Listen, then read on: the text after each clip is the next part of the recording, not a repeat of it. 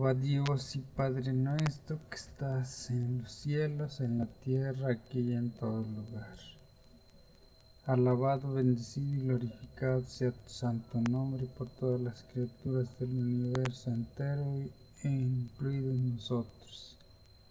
En esta tarde, Señor, te damos las gracias por la vida, por la salud y por todas las bendiciones que derramas sobre nosotros sin merecerlas. Te pedimos que nos sigas bendiciendo en la manera de que tú creas conveniente y necesario. Te damos las gracias por la oportunidad de leer y escuchar tu santísima palabra. Señor, te pedimos entendimiento para procesar el mensaje que nos das hoy y memoria para atesorarlo y ponerlo por obra en cada uno de los días futuros de nuestra vida, Señor. En el nombre de Jesucristo te lo agradecemos y te lo pedimos todo. Amén.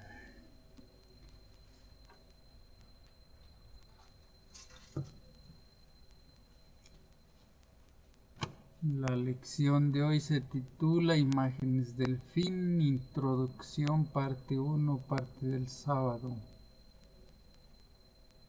Para el estudio de esta lección vamos a leer el libro de Mateo, capítulo 12, 38 al 42, capítulo 12, verso 38 al 42. El libro de Jonás, capítulo 3, versos 5 al 10.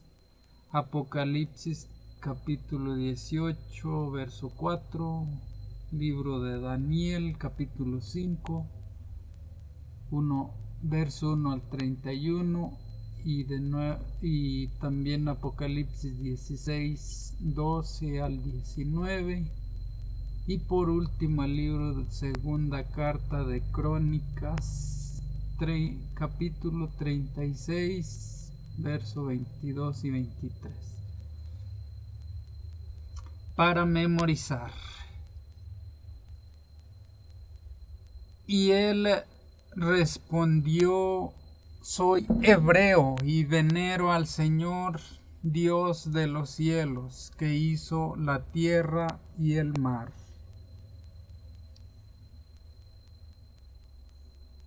Esto se encuentra en el libro de Jonás, capítulo 1, verso 9.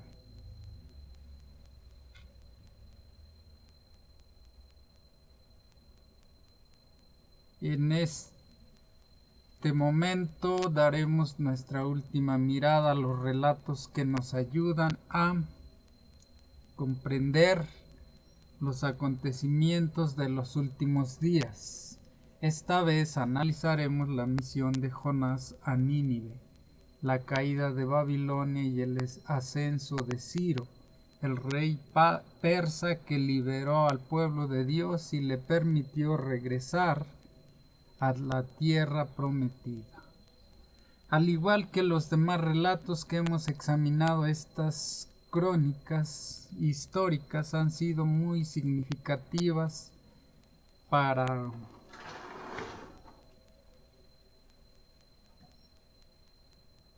todas las generaciones, pero también tienen especial relevancia para las últimas, las que viven antes del regreso de Cristo. Es decir, podemos extraer de estos relatos históricos diversos elementos útiles para comprender mejor lo que llamamos verdad presente. Al mismo tiempo, necesitamos tener en cuenta algo importante acerca de estos relatos que parecen prefigurar eventos de los últimos días. Debemos centrarnos en los temas generales y las alusiones y no tratar de analizar cada detalle hasta el punto de caer en interpretaciones proféticas absurdas. Al igual que en las parábolas de Jesús, debemos buscar los puntos y las enseñanzas principales sin tratar de descubrir significados ocultos en cada detalle. En síntesis, debemos descubrir las líneas generales los principios y extraer de ellos los elementos relevantes para los últimos días. Pero sí se tiene que analizar bien porque sí hay mensajes ocultos en las partes, como la parte que dice que el sábado no fue hecho por el hombre o para el hombre, o como que el hombre no fue hecho para el sábado, sino el sábado para el hombre. Ahí quiere decir que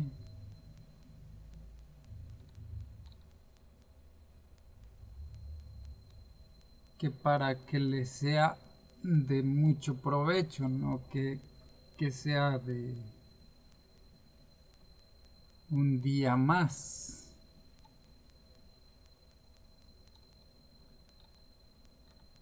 Literal se entiende mal, pero si se analiza el texto pueden ver que no es literal lo que dice. Es más parábola que una doctrina. Parte 2 o parte del domingo se titula El profeta renuente. Aunque breve la historia de Jonás, ver Jonás 1 al 4, tiene un impacto significativo. Muchos creyentes se han visto reflejados en este profeta renuente. Su historia también contiene notables alusiones a acontecimientos futuros. Lee Mateo capítulo 12, verso 38 al 42. Vamos a la Biblia.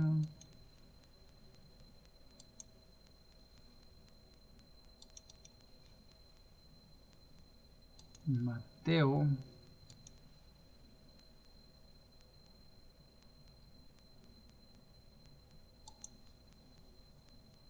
capítulo que es 12, 38 al 42. Dice: la generación perversa demanda señal. Entonces respondieron algunos de los escribas y de los fariseos diciendo: Maestro, deseamos ver de ti señal. Él respondió y les dijo: la generación mala y adúltera demanda señal, pero señal no le será dada, sino la señal del profeta Jonás. Porque como estuvo Jonás en el vientre del gran pez 3 días y 3 noches, así estará el Hijo del Hombre en el corazón de la tierra 3 días y 3 noches. Los hombres de Nínive se levantarán en el juicio con esta generación y la condenarán, porque ellos se arrepintieron a la predicación de Jonás. Y he aquí, más que Jonás en este lugar, la reina del sur se levantará en el juicio en esta generación y la condenará, porque ella vino de los fines de la tierra para oír la sabiduría de Salomón, y he aquí más que Salomón en este lugar.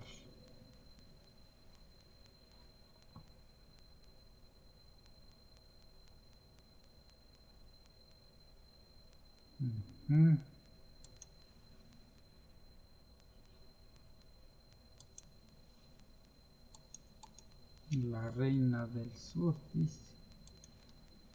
¿A qué partes de la historia de Jonás se refiere Jesús cuando se dirige a los escribas y a los fariseos?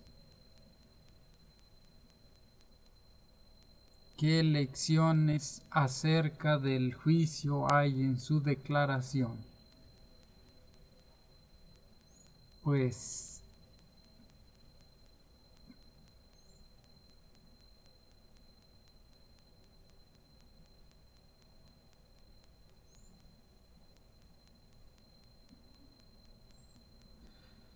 los que, bueno, es parte de los que lo condenaron los escribas y los fariseos. Y pues tienen una cuenta pendiente con Dios. Aunque ya muertos, como dice allí, tienen que recibir, enfrentar su juicio y recibir su condena, recibir su premio. Jesús declaró que era mayor que Jonás. Sabía que el hecho de venir a este mundo significaría la cruz y aún así vino a buscar y a salvar lo que se había perdido. Lucas 19:10. Jonás pasó 3 días en el gran pez a causa de sus propios pecados, pero Jesús pasó 3 días en la tumba a causa de los nuestros. Eso era lo que hacía falta para salvar a los perdidos. Jonás no quería ir a Nínive, lo cual es muy comprensible desde una perspectiva humana, ya que los asirios eran conocidos por su brutalidad. Los murales asirios están repletos de escenas de una crueldad inusitada. Los pueblos conquistados por ellos eran masacrados de maneras sádicas. ¿Quién querría ir a predicarles acerca del arrepentimiento? Hay un momento importante en la historia de Jonás que puede señalar hacia el movimiento remanente de los últimos días.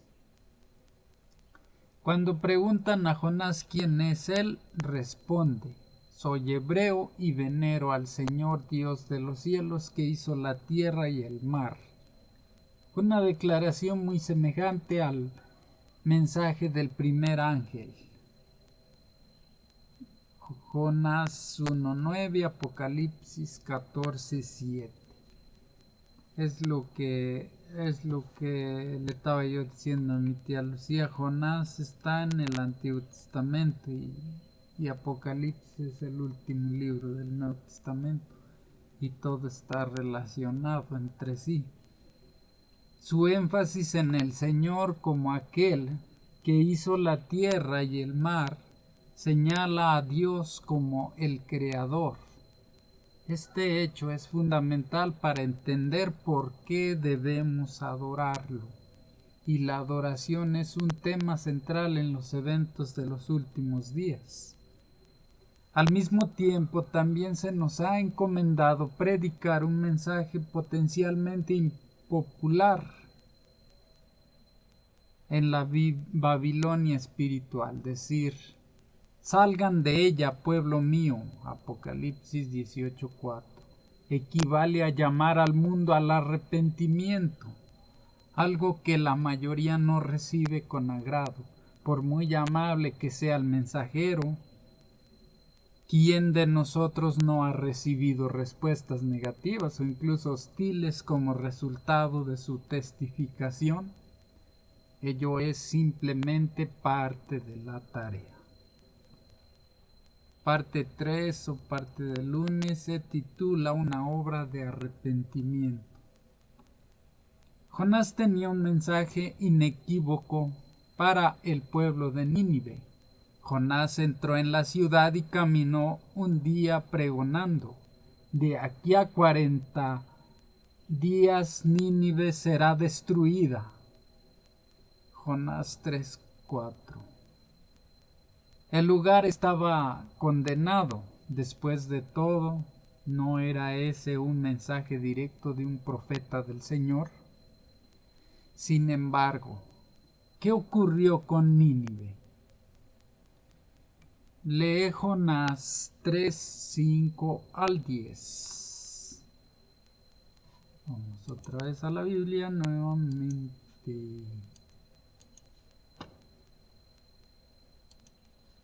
Jonás, Josué, Job, Joel, Jonás. Sí, está en el Antiguo Testamento.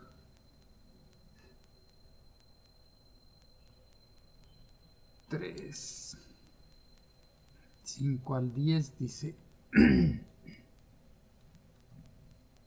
Y los hombres de Nínive creyeron a Dios y proclamaron ayuno y se vistieron de cilicio desde el mayor hasta el menor de ellos. Y llegó la noticia hasta el rey de Nínive y se levantó de su silla, se despojó de su vestido y se cubrió de cilicio y se sentó sobre ceniza. E hizo proclamar y anunciar en Nínive por mandato del rey y de sus grandes, diciendo: hombres y animales, bueyes y ovejas, no gusten cosa alguna, no se les dé alimento ni beban agua, sino cúbranse de cilicio hombres y animales, y clamen a Dios fuertemente, y conviértase cada uno de su mal camino, de la rapiña que hay en sus manos. ¿Quién sabe si se volverá y se arrepentirá Dios y se apartará del ardor de su ira y no pereceremos? Y vio Dios lo que hicieron, que se convirtieron de su mal camino y se arrepintió del mal que había dicho que les haría y no lo hizo.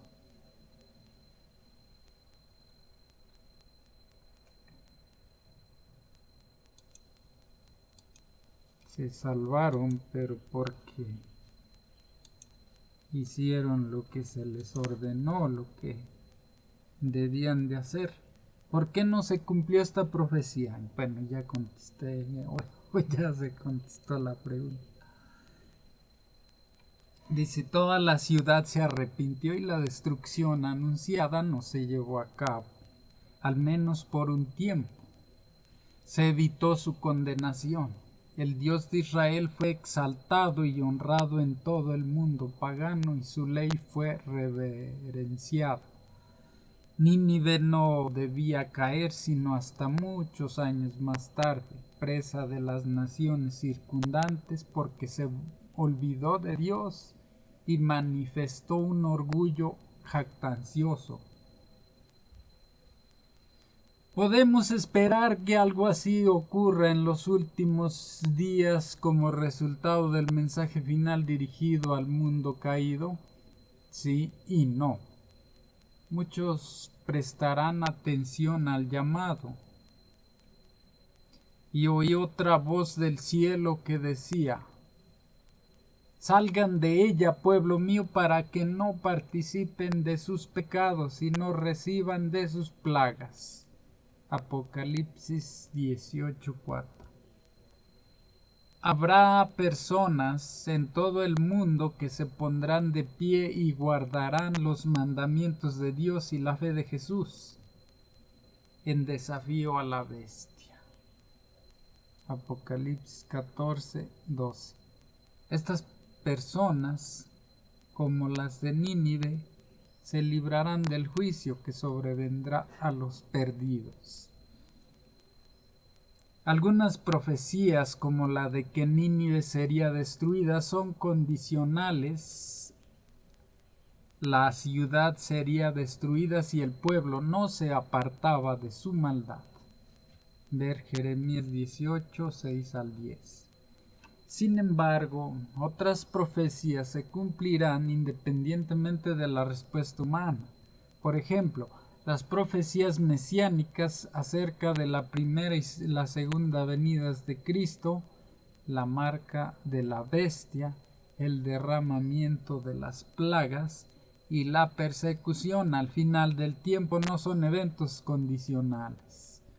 No obstante, nuestras acciones y las decisiones que tomemos determinarán de qué lado estaremos cuando se desarrollen los acontecimientos finales predichos.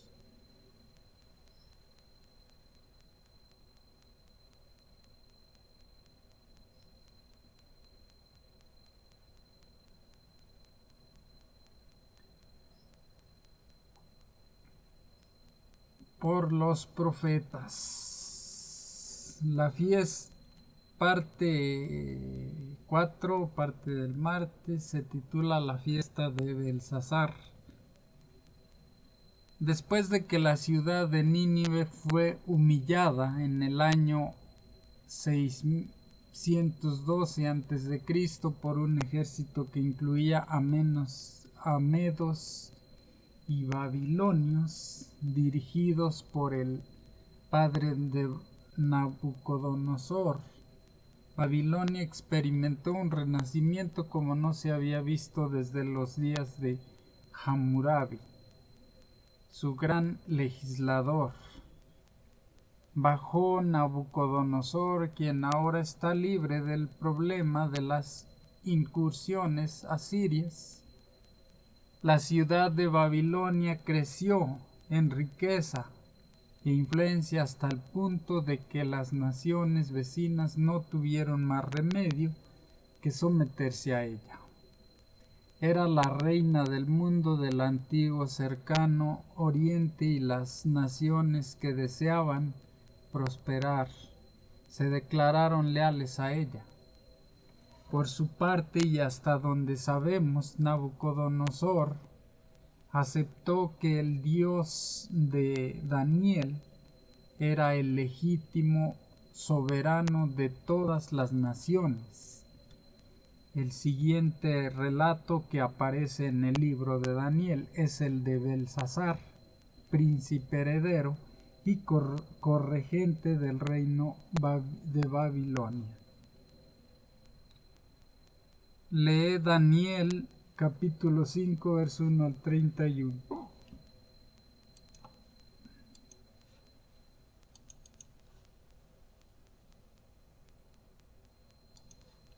Daniel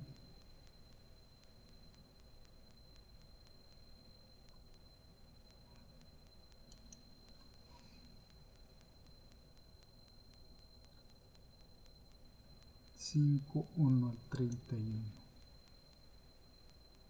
La escritura en la pared. El rey Belsasar hizo un gran banquete a 1000 de sus principales y en presencia de los 1000 bebía vino. Belsasar, con el gusto del vino, mandó que trajesen los vasos de oro y de plata que Nabucodonosor, su padre, había traído del templo de Jerusalén, para que bebiesen en ellos el rey y sus grandes, sus mujeres, sus concubinas y sus concubinas.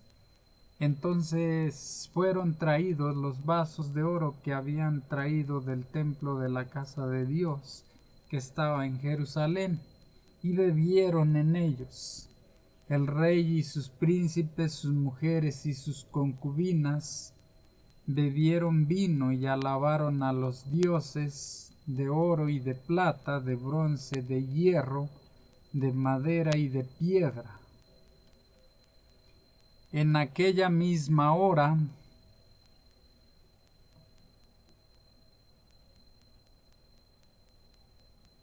aparecieron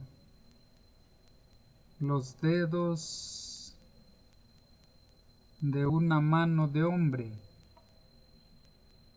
que escribía delante del candelero sobre lo escalado de la pared del palacio real, y el rey veía la mano que escribía. Entonces el rey palideció y sus pensamientos lo turbaron, y se debilitaron sus lomos y sus rodillas daban la una contra la otra. El rey gritó en alta voz que hiciesen venir magos, caldeos y adivinos, y dijo el rey a los sabios de Babilonia: cualquiera que lea esta escritura y me muestre su interpretación, será vestido de púrpura y un collar de oro llevará en su cuello, y será el tercer señor en el reino. Entonces fueron introducidos todos los sabios del rey, pero no pudieron leer la escritura ni mostrar al rey su interpretación. Entonces el rey Belsasar se turbó sobremanera y palideció, y sus príncipes estaban perplejos. La reina, por las palabras del rey y de sus príncipes, entró en la sala del banquete y dijo: Rey, vive para siempre. No te turben tus pensamientos ni palidezca tu rostro. En tu reino hay un hombre en el cual mora el espíritu de los dioses santos, y en los días de tu padre se halló en él luz e inteligencia y sabiduría, como sabiduría de los dioses, al que el rey Nabucodonosor tu padre, oh rey, constituyó jefe sobre todos los magos, astrólogos, caldeos y adivinos, por cuanto fue hallado en el mayor espíritu y ciencia y entendimiento para interpretar sueños y descifrar enigmas y resolver dudas. Esto es, en Daniel, al cual el rey puso por nombre Belsasar. Llámese pues ahora a Daniel, y él te dará la interpretación. Entonces Daniel fue traído delante del rey, y dijo el rey a Daniel: ¿Eres tú aquel Daniel de los hijos de la cautividad de Judá que mi padre trajo de Judea? Yo he oído de ti que el espíritu de los dioses santos está en ti, y que en ti se halló luz, entendimiento y mayor sabiduría. Y ahora fueron traídos delante de mí sabios y astrólogos para que leyesen esta escritura y me diesen su interpretación, pero no han podido mostrarme la interpretación del asunto. Yo pues he oído de ti que puedes dar interpretaciones y resolver dificultades. Si ahora puedes leer esta escritura y darme su interpretación, serás vestido de púrpura y un collar de oro llevarás en tu cuello, y serás el tercer señor en el reino. Entonces Daniel respondió y dijo delante del rey: tus dones sean para ti, y da tus recompensas a otros. Leeré la escritura al rey y le daré la interpretación. El Altísimo Dios, oh rey, dio a Nabucodonosor tu padre el reino y la grandeza, la gloria y la majestad. Y por la grandeza que le dio, todos los pueblos, naciones y lenguas temblaban y temían delante de él. A quien quería mataba, y a quien quería daba vida. Engrandecía a quien quería, y a quien quería humillaba. Mas cuando su corazón se ensoberbeció y su espíritu se endureció, en su orgullo fue depuesto del trono de su reino y despojado de su gloria, y fue echado de entre los hijos de los hombres, y su mente se hizo semejante a la de las bestias, y con los asnos monteses fue su morada. Hierba le hicieron comer como a buey, y su cuerpo fue mojado con el rocío del cielo, hasta que reconoció que el Altísimo Dios tiene dominio sobre el reino de los hombres, y que pone sobre él al que le place. Y tú, su hijo Belsasar, no has humillado tu corazón sabiendo todo esto, sino que contra el Señor del cielo te has ensoberbecido, e hiciste traer delante de ti los vasos de su casa, y tú y tus grandes, tus mujeres y tus concubinas bebisteis vino en ellos. Además de esto, diste alabanza a dioses de plata y oro, de bronce, de hierro, de madera y de piedra, que ni ven ni oyen ni saben, y al Dios en cuya mano está tu vida, y cuyos son todos tus caminos, nunca honraste. Entonces, de su presencia fue enviada la mano que trazó esta escritura.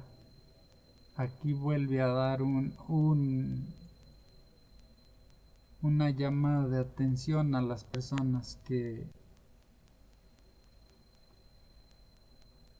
hacen eso de adorar a dioses de materias primas, como los católicos, que es malo, vuelve a señalar, al igual que en Éxodo 20. Entonces de su presencia fue enviada la mano que trazó esta escritura, y la escritura que trazó es Mene Mene, Tekel Uparsin.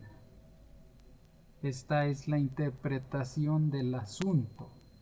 Mene, contó Dios tu reino y le ha puesto fin. Tekel,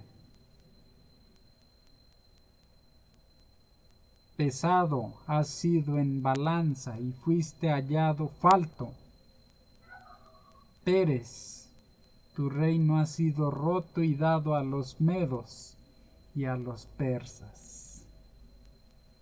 Entonces mandó Belsasar vestir a Daniel de púrpura y poner en su cuello un collar de oro y proclamar que él era el tercer señor del reino. La misma noche fue muerto Belsasar, rey de los caldeos, y Darío de Media tomó el reino, siendo de 62 años.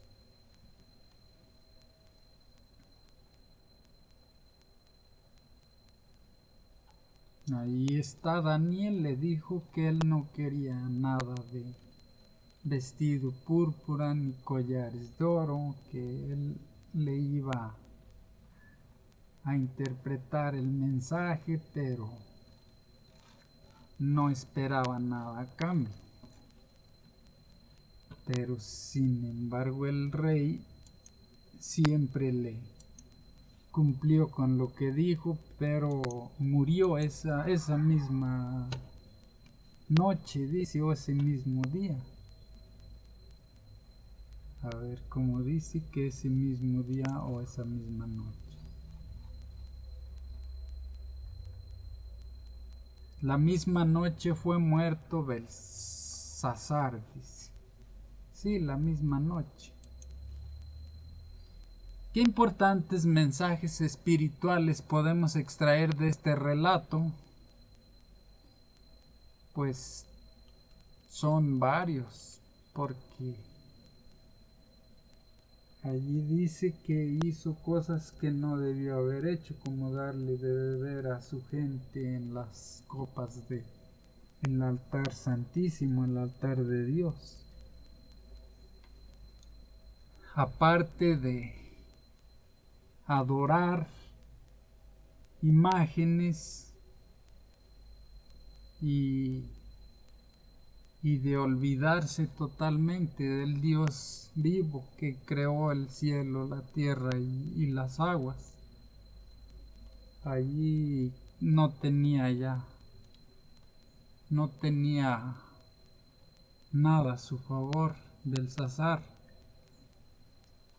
Dice, quizá la parte más triste y trágica de este relato se encuentra en Daniel 5:22. Después de relatar el rey la caída y la restauración de Nabucodonosor, Daniel le dice, y tú, su hijo Belsasar, sabiendo todo esto, no has humillado tu corazón.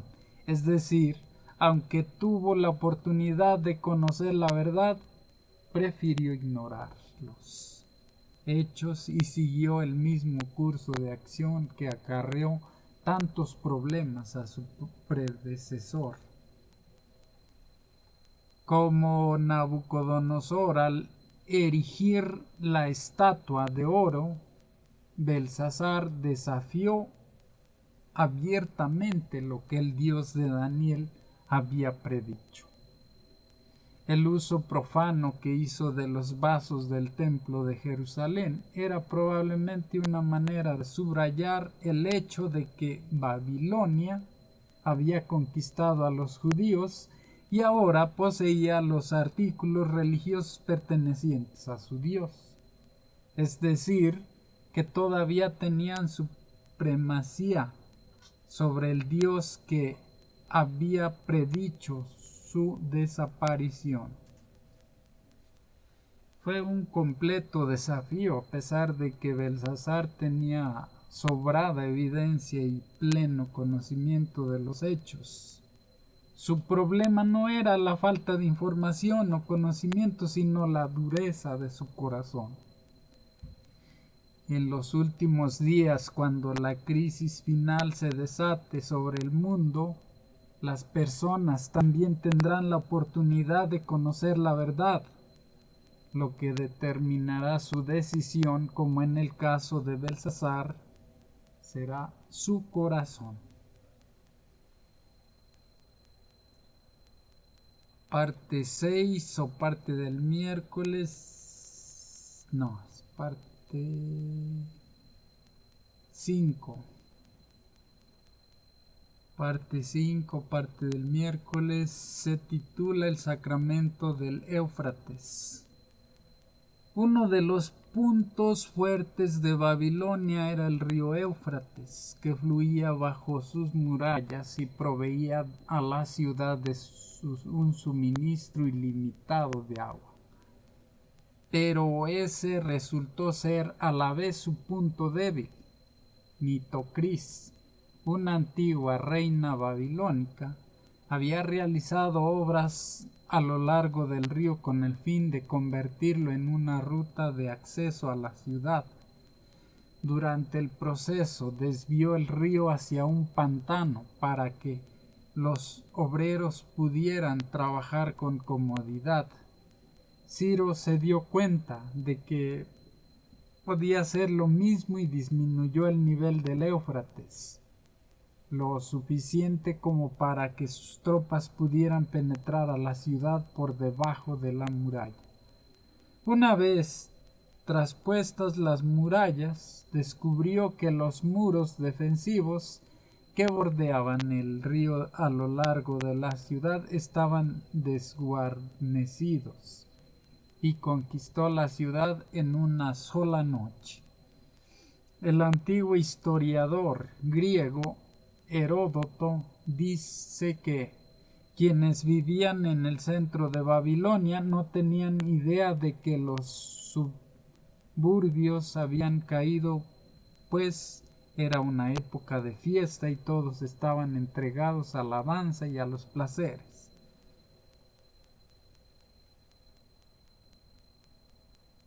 No cabe duda de que se trata de la fiesta descrita en Daniel 5. Lee Daniel 5, 18 al 31 y Apocalipsis 16, 12 al 19. Vamos a abrirlo otra vez.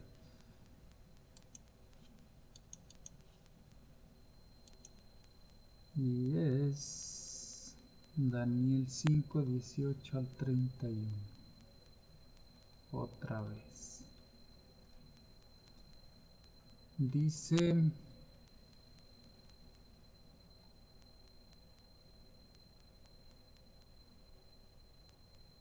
el Altísimo Dios, oh Rey, dio a Nabucodonosor, su padre, el reino y la grandeza, la gloria y la majestad. Y por la grandeza que le dio, todos los pueblos, naciones y lenguas temblaban y temían delante de él. A quien quería mataba, a quien quería daba vida, engrandecía y quien a quien quería y a quien quería humillaba. Mas cuando su corazón se ensoberbeció y su espíritu se endureció en su orgullo, fue depuesto del trono de su reino y despojado de su gloria. Y fue echado de entre los hijos de los hombres, y su mente se hizo semejante a la de las bestias, y con los asnos monteses fue su morada.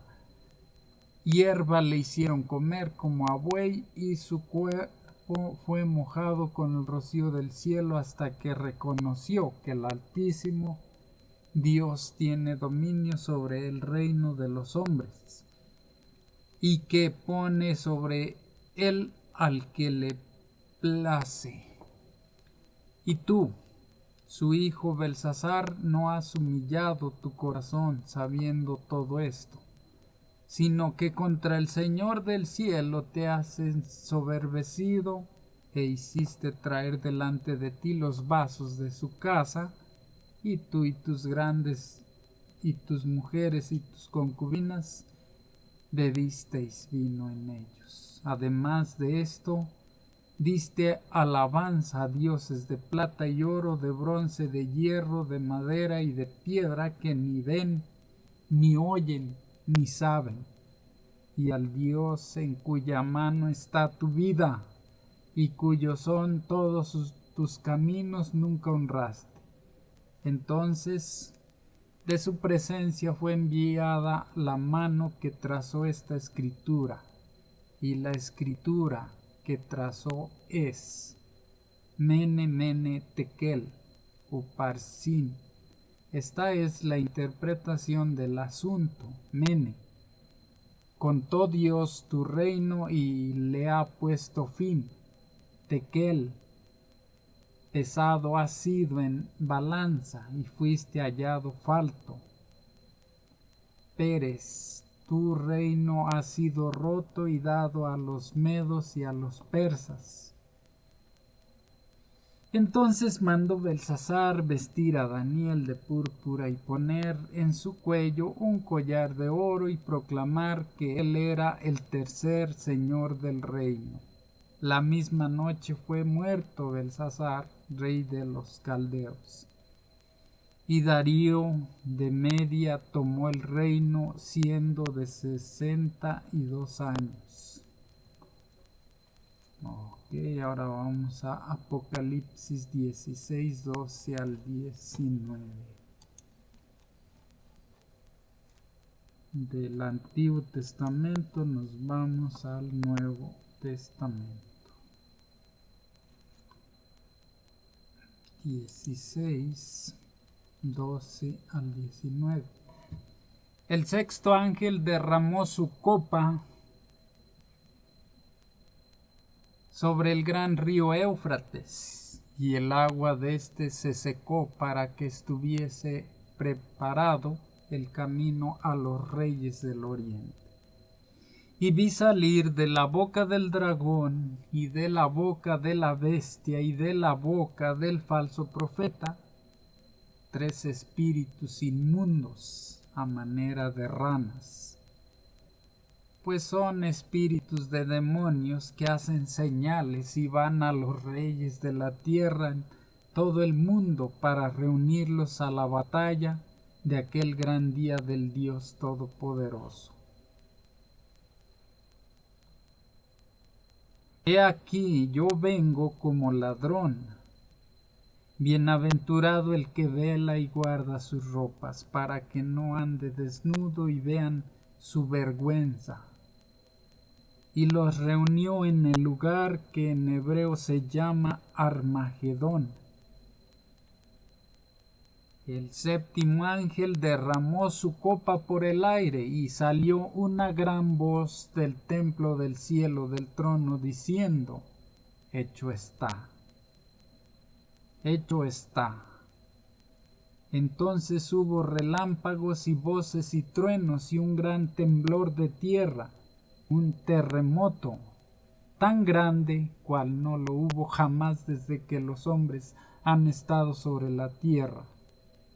y la gran ciudad fue dividida en 3 partes, y las ciudades de las naciones cayeron, y la gran Babilonia vino en memoria delante de Dios para darle el cáliz del vino del ardor de su ira.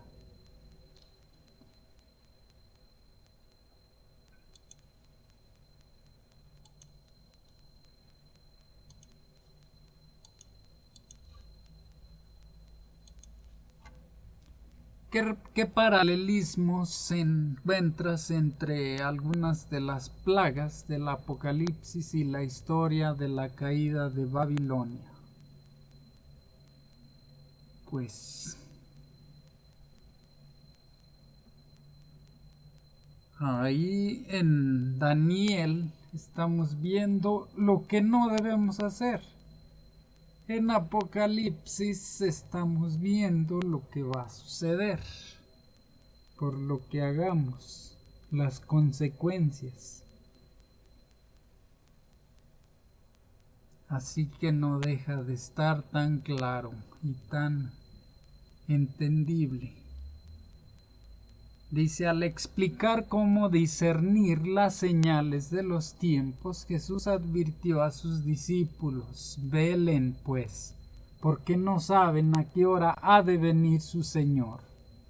Sin embargo, sepan esto: si el padre de la familia supiere a qué hora el ladrón había de venir, velaría y no dejaría saltar su casa. Mateo 24, 42, 43. Al igual que en la caída de Babilonia, la repentina aparición de Cristo tomará por sorpresa a la Babilonia moderna. Sin embargo, no tiene por qué ser así, ya que se nos ha dado amplia evidencia acerca de la pronta venida de Jesús en una multitud de detalladas profecías. El mundo no será sorprendido por no conocer el anuncio divino, sino por no haber creído en él.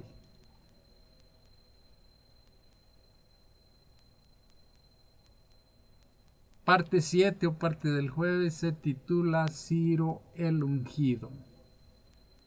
Cuando Ciro conquistó la ciudad de Babilonia y concluyó el cautiverio del pueblo de Dios, los persas les permitieron volver.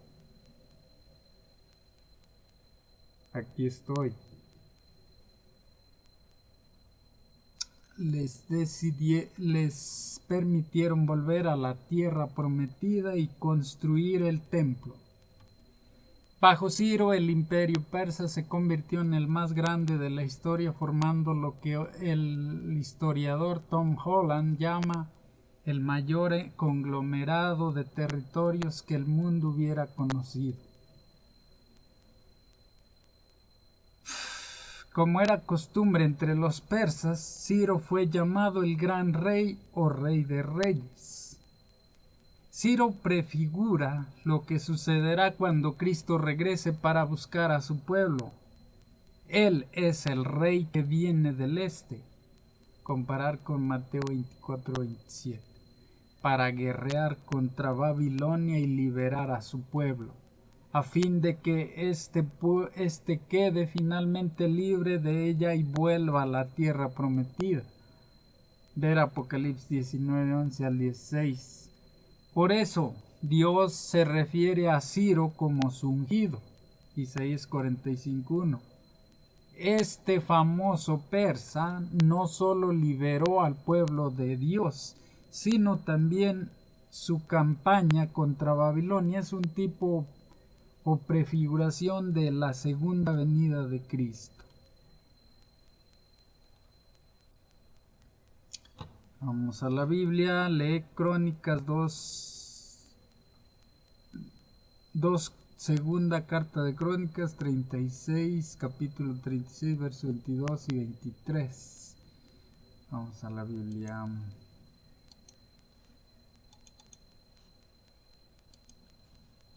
Dos Crónicas,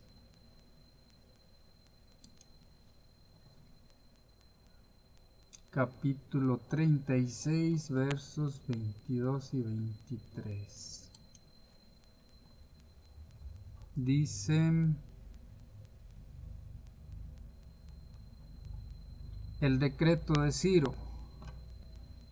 Mas al primer año de Ciro, rey de los persas, para que se cumpliese la palabra de Jehová por boca de Jeremías, Jehová despertó el espíritu de Ciro, rey de los persas, el cual hizo pregonar de palabra y también por escrito por todo su reino, diciendo: Así dice Ciro, rey de los persas: Jehová, el Dios de los cielos, me ha dado todos los reinos de la tierra, y él me ha mandado que le edifique casa en Jerusalén, que está en Judá. Quien haya entre vosotros de todo su pueblo, sea Jehová su Dios con él, y suba.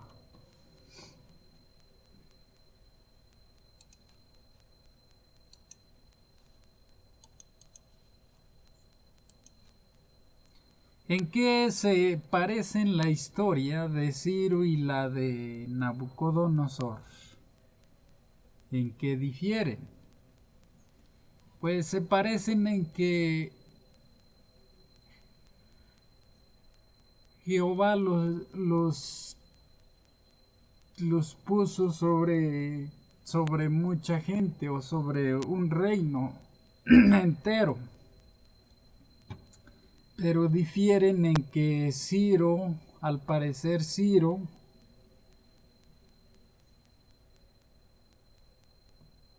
aplicó o enseñó lo que Jehová Dios le encargó, que pusiera por delante su nombre y que de esa manera reclutara a las personas, porque dice acá: quien haya entre vosotros de todo su pueblo, sea Jehová su Dios con él, y suba. ¿Cuál es la importancia del decreto? Pues la importancia del decreto, me imagino que era guardar el orden y dar un buen testimonio o ejemplo a los gobernados. ¿Cómo influyó en la primera venida de Jesús siglos más tarde? Pues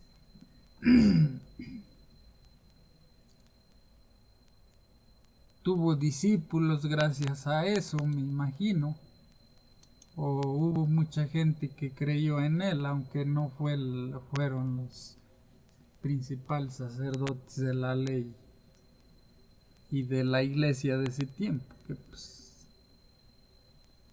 sabemos que es la iglesia católica y que no fue fundada por Jesucristo.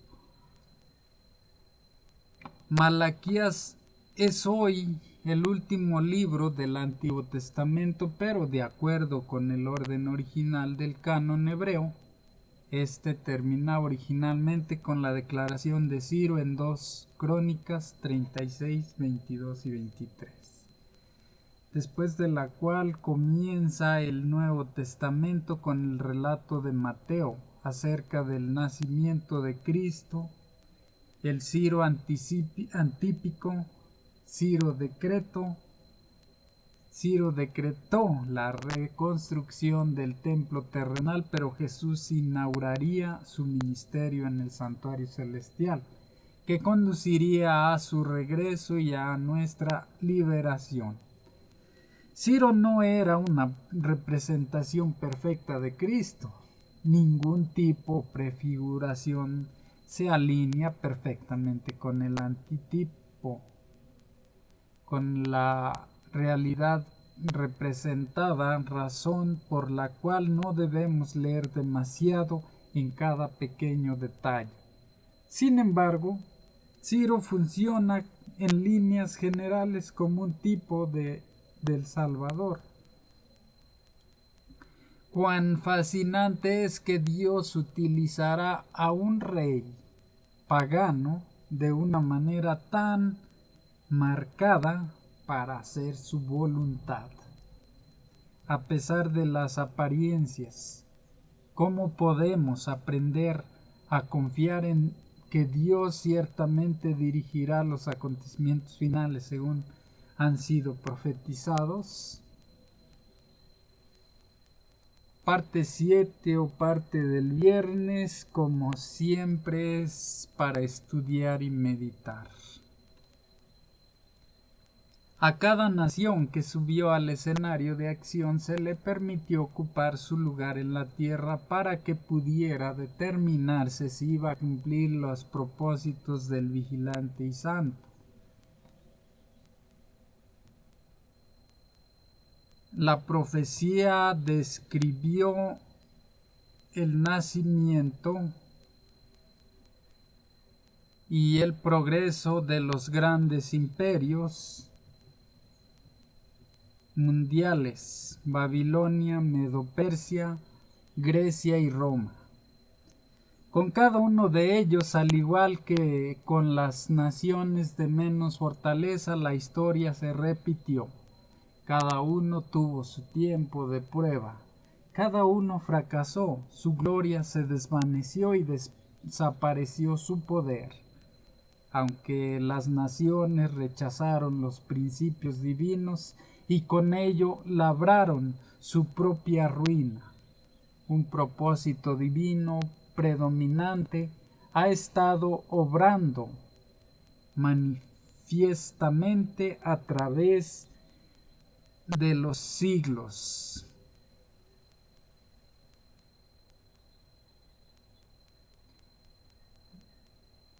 En Jeremías 18, el profeta observa un alfarero mientras éste da forma a lo que está creando. Es esta imagen, la de un alfarero que moldea su arcilla, la que Dios utiliza para explicar el principio de condicionalidad en la profecía bíblica. Para asegurarse de que lo entendemos, el Señor dice por medio de Jeremías: en un instante puedo hablar contra una nación o un reino para arrancar, derribar y destruir. Pero si esa nación se convierte de su maldad, yo también desistiré del mal que habría pensado hacerle. Y en un instante hablaré de esa nación o ese reino para edificar y plantar. Pero si hace lo malo ante mis ojos y desoye mi voz, desistiré del bien que había determinado hacerle. O sea que si nosotros no obedecemos, el mal nos es dirigido, pero si nosotros volvemos al camino de Jehová Dios, Él puede desistir de su ira y perdonarnos. Tenemos de dos. Bueno, ese es el mensaje. Hago hincapié en lo que dice sobre las imágenes y es una de muchas tantas citas o partes en la Biblia que prohíben esa práctica. Más aunado a la persinación, que es una cruz de cabeza, que es algo satánico.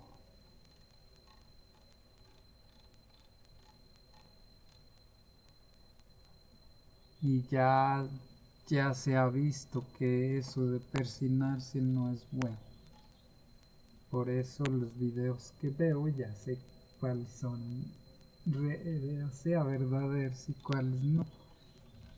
Vamos con el folleto misionero y el testimonio de hoy es el de Army, se llama Programa del 13º sábado. Milagro en la selva, segunda parte. Ahí esto, ya no me quiere dejar transmitir.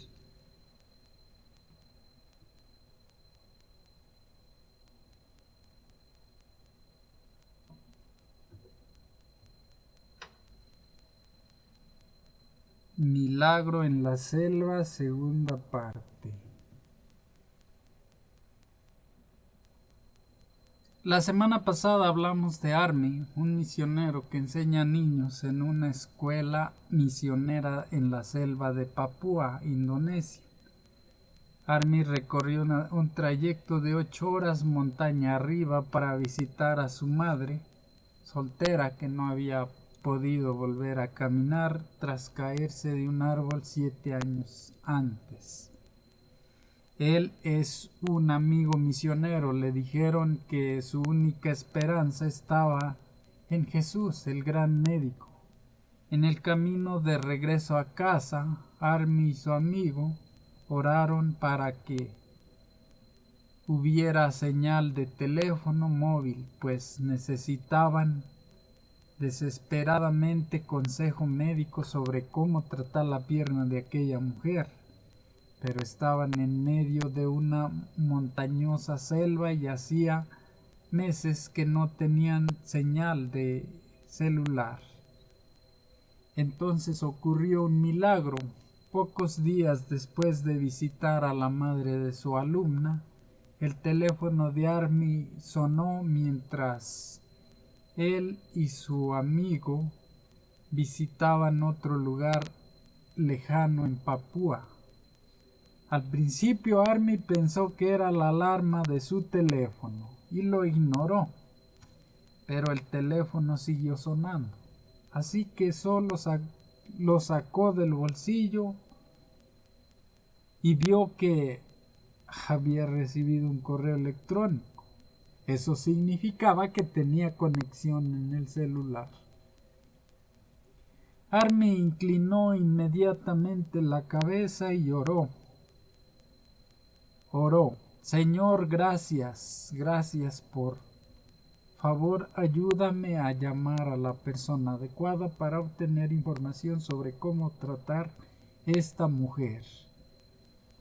Buscó rápidamente entre los contactos de su teléfono, preocupado por la posibilidad de que desapareciera la señal del celular. Entonces encontró a una amiga enfermera y la llamó. La llamada entró. Army describió la situación y la enfermera le aconsejó cómo limpiar la herida de la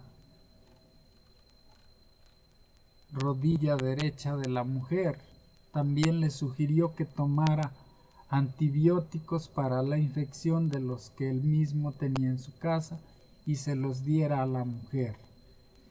La llamada duró solo 2 minutos y la señal desapareció, pero fue tiempo suficiente para recibir tan valioso consejo.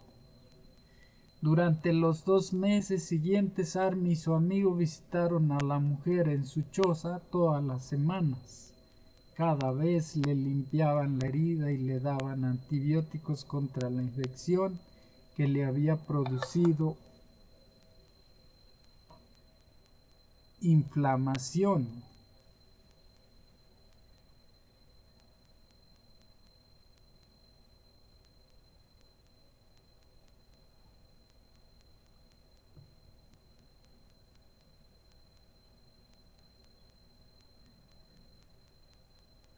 También la animaron a orar con regularidad.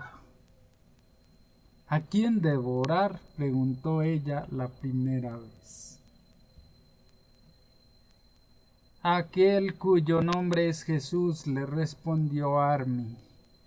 Ella no sabía nada de Jesús y Army se le fue introduciendo mediante relatos bíblicos mientras le limpiaba la herida. Le contaba cómo Jesús había curado enfermos y dado la vista a los ciegos. Los vecinos iban a ver y escuchaban también los relatos.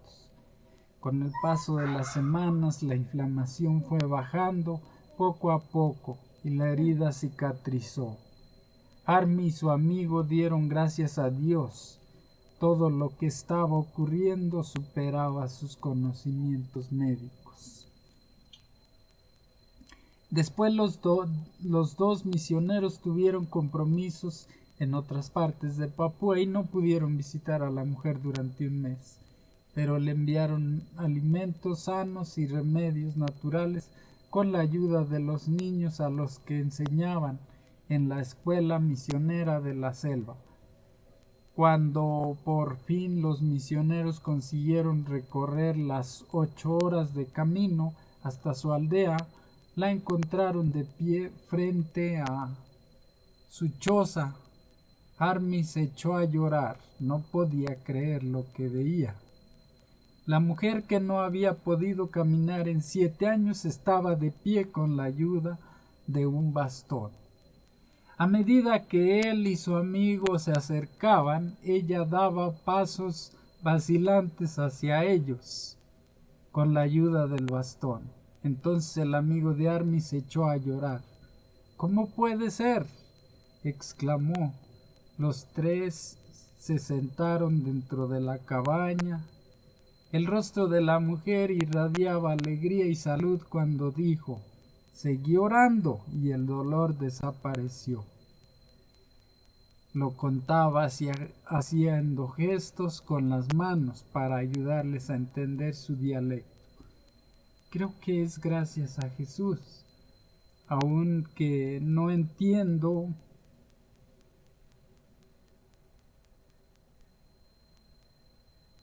quién es Él. Estoy agradecido de que lo hayan traído a mi vida. Este no es el final, comentó Army. Si crees que Jesús te ha curado, debes seguir creyendo y obedeciéndole. Al menos al mes siguiente, la mujer pudo caminar sin bastón. No estaba completamente curada, pero podía reanudar sus actividades normales en casa y en el campo, donde tenía cultivos. Sus vecinos estaban asombrados y empezaron a orar a Jesús con ella. Poco antes de terminar su estancia como misionero en Papúa, Army se reunió por última vez con la mujer y ella le confesó que ya no sentía en paz con su forma tradicional de culto. ¿Puedo unirme a su culto?, le preguntó.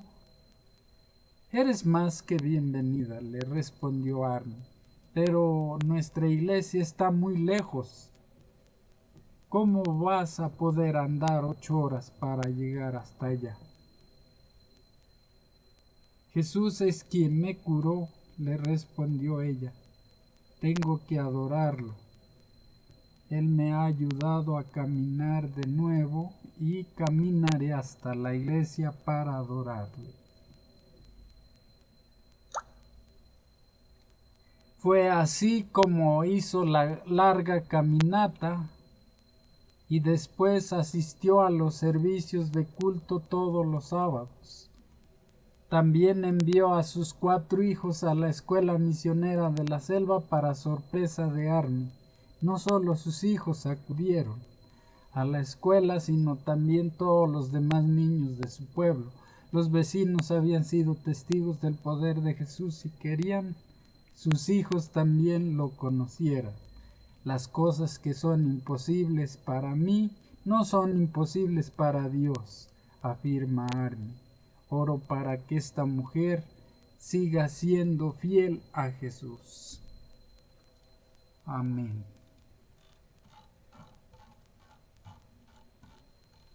Bueno, eso fue todo. Ahora vamos a el video final.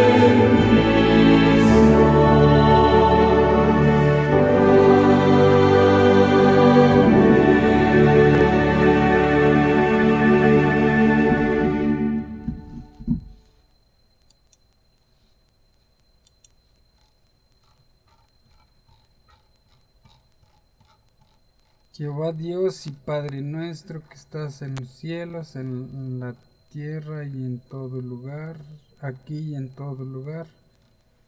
Alabado, bendecido y glorificado sea tu santo nombre por todas las criaturas del universo, incluidos nosotros, Señor. En esta mañana, Señor, te agradecemos nuevamente por la vida y por la salud y por la oportunidad de leer y escuchar tu santísima palabra y también compartirla por medio de like. Y bendice a las 28 personas que me están acompañando ahí directamente de la aplicación Gisei en el en vivo. Y también a todas las que van a ver y van a dar like y se van a suscribir a mi canal, que van a ver este video y van a ver todos los videos que están ahí. Te pedimos que nos sigas bendiciendo en gran manera con la vida y con la salud, aunque no lo merezcamos, Señor, pero te necesitamos o lo necesitamos. Permite que el mensaje que nos entregaste, que haga mella en nuestras costumbres, en nuestros hábitos, para que podamos cambiar y corregir el camino a fin de que sea agradable a ti, Señor.